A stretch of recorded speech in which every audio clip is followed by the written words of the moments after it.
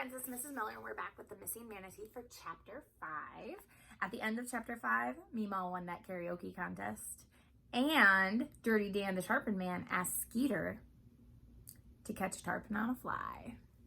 So he's super excited. Max seems to be in agreement, but the problem at the end of chapter 4 was, could they convince Mom? At the end, what did Mom decide? See if you remember. I had a hard time getting to sleep that night, with my mind flying back and forth between Mom and Mac, the prospect of fishing with Dan, and the dead manatee.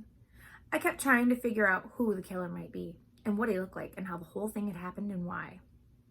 Then I pictured a scene where I had a huge tarpon on a line.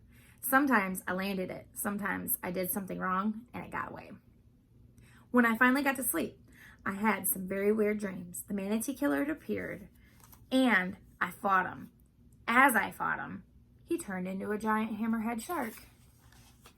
He was laughing at me, his big mouth open to show rows of sharp teeth.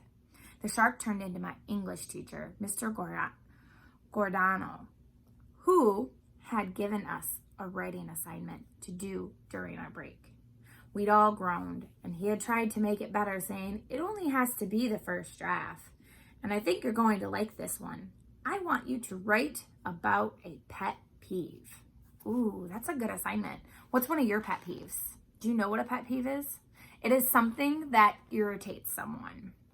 Like, you know how some people don't like to hear people chew gum, or when forks touch your teeth? Those are pet peeves. My buddy Lenny had raised his hand and said, "How about if your pet peeve is having to do a writing assignment over vacation?" All the kids laughed, and Mr. Giordano had just smiled and said, "Fine, then write about it. But let me feel the passion in your words." I'd forgotten about the assignment, but I guess my dream brain hadn't. I had a very passionate nightmare about staring at a blank sheet of paper for hours with no clue what to say. Then I dreamed I was outside Mom's bedroom hearing those words.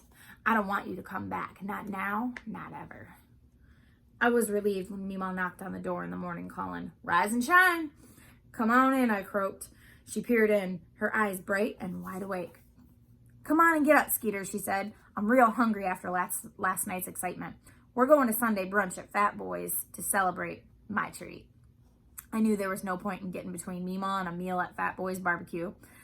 So I dragged myself out of bed, brushed my teeth, and got dressed in a groggy daze. So I don't think he's fully awake if he's in a groggy daze. He's just doing it like a robot.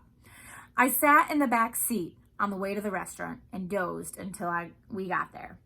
Once we were settled in our booth, it was plain that while Meemaw was still fired up over her karaoke triumph, Mom was in a very different mood. She looked around the room, sighed, and said gloomily, "I'd like to pack up and move far away from here." Why do you think Mom wants to move far away from there? That woke me up. I didn't like the sound of it at all. I didn't want to move anywhere. I liked it fine where we were. Mom was too busy being bummed out to notice my distress. Then I think, where would I go at this point in my life, she went on. Where else could I go? Where else would I go where I'd be the best looking woman in town, simply because I have all my teeth and weigh less than 200 pounds. I think we know why Mom wants to leave. Sounds like all the girls in this town, which is setting. Let's look at our setting. We're at a karaoke, we're at a bar, we go to barbecue restaurants. Everyone knows everyone. And it looks like Mom's one of the best looking ones in town because she has all her teeth. I might want to leave too if I were that mom. Something new. Sunday is all you can eat at Fat Boy's. And there were a lot of folks taking what you might call full advantage of the offer. As I looked around the place, I thought, Mom might have a point. But Meemaw wasn't having any of it. "I live in this town, and I'll have you know I wear the same as the day I was married," she said haughtily. She reached up to pat her hair. It was the same blonde color it was when she got married too, thanks to the smelly foam she put on it every month. I smiled, noticing that Meemaw didn't say anything about having all her teeth. I'd seen what she calls her partial in a glass by her bed plenty of times. Ooh, I don't think Meemaw has all her teeth either. And anyway, Mom said, who cares what I look like? The only eligible bachelors around here are fishing guides. And I made that mistake once already. Oh boy. I hope she wasn't going on that subject. I never knew what to do when she started. I didn't want to argue with her, but at the same time, I always felt as though I should defend Mac. Besides, what was she doing talking about eligible bachelors? Luckily, Meemaw spoke before Mom could get up and ahead of steam. Well, I don't worry about such things myself, she said, picking up her menu and studying it with a hungry eye. That's fine for you, Mom pointed out. You're not looking for a husband. Who says I'm not? Meemaw asked indignantly, giving me a sly wink. There were a number of gentlemen last evening who seemed interested in the position, if I do say so myself. But I was still trying to take in what Mom had said. Are you? I asked her, and I was embarrassed to hear my voice come out kind of squeaky. Looking for a husband, I mean? She blushed, as if just realizing what she'd said. Oh, Skeet, no, not really. But, well, your father and I know, I interrupted. You kicked him out for good. I was surprised and a little scared by how angry I sounded. Ooh. Mom looked surprised, too. Then her face darkened. Has he been talking to you about this? Because he promised me. I interrupted. No, it wasn't him. It was you. On the phone yesterday morning. Her face looked crumpled for a minute. Then she straightened up and brushed her hair away from her forehead. I'm sorry you heard that, Skeeter. Your father and I intended to talk to you about this tonight together. And we will, honey. Don't you worry about it right now, okay? It was a ridiculous thing to say. I didn't answer. What was I supposed to say? Sure, Mom, okay. I won't worry about a thing. As for the business about looking for a husband, she went on, well, I was only talking. I'm sorry. Don't pay attention to me. We're not, Meemaw said firmly. You can sit there in a blue funk if you want to, but Skeeter and I are here to celebrate. Right, Skeeter? Right, I mumbled, opening my menu and burying my face in it. We were quiet until the waitress came to take our order. After she left, there was another long, uneasy silence, until finally Meemaw said, I declare, if I'd known you were going to be such party poopers, I'd have come all by myself. I'd be better off trying to celebrate with that napkin holder than with you two sad sacks. Maybe I'll just move over there in the next table and see if those nice folks would like to hear about my karaoke machine. Mom sighed deeply and gazed in his face. But I felt bad for Meemaw. I was trying to think of something to liven up the party when I remembered I hadn't told Mom and Meemaw about the manatee.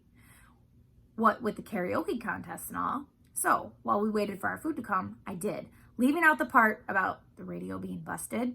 Why do you think he left that out? Mom probably would have been very upset. Luckily, Mom didn't think to ask why I hadn't called for help. She and Meemaw were both real interested and asked all kinds of questions, most of which I didn't know the answers to, such as what was going to happen next. And the one everyone seemed to ask, what kind of awful person would do such a thing? Meemaw was especially outraged. I swear, she said, if this isn't the flat-out meanest thing I can think of. Her blue eyes flashed. I had a smile, thinking I wouldn't want to be the killer if Meemaw ever discovered him, especially if she had her boots on. Remember, those boots are made for walking?